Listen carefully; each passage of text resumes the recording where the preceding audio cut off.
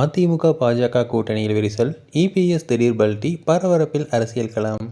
தமிழ்நாட்டிற்கு சமீபத்தில் வருகை புரிந்த அமித்ஷா, அதிமுக மற்றும் பாஜக கூட்டணி குறித்த அதிகாரப்பூர்வ அறிவிப்பை வெளியிட்ட நிலையில், நிபந்தனையின் காரணமாக இந்த கூட்டணி அமையவில்லை என்றும், ஏற்கனவே ஜெயலலிதா காலத்தில் இந்த கூட்டணி அமைக்கப்பட்டதுதான் என்றும் கூறினார். அதன் பிறகு தேசிய ஜனநாயக கூட்டணி வெற்றி பெற்றால் பாஜக மற்றும் அதிமுக இணைந்து ஆட்சி அமைக்கும் என்று அமித்ஷா கூறினார். இதனால் தமிழ்நாட்டில் 2026ஆம் ஆண்டு அதிமுக ஒருவேளை வெற்றி பெற்றால் கூட்டணி ஆட்சி அமையும் என கூறப்பட்டது.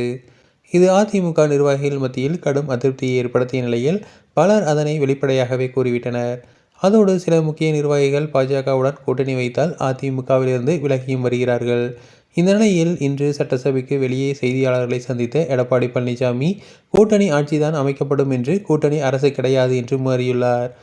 பிறகு பாஜக மற்றும் அதிமுக கூட்டணி வெற்றி பெற்றால் கண்டிப்பாக பாஜகவுக்கு ஆட்சியில் பங்கு கிடையாது என்று நாங்கள் அவர்களுடன் கூட்டணி மட்டும்தான் வைத்துள்ளோம் என்று கூறினார்.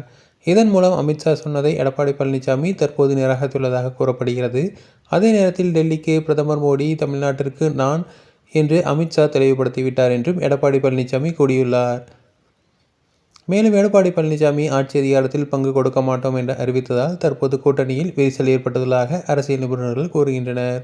தொடர்ந்து இதுபோன்ற செய்திகளுக்கு எங்கள் சேனலை சப்ஸ்கிரைப் செய்யவும்.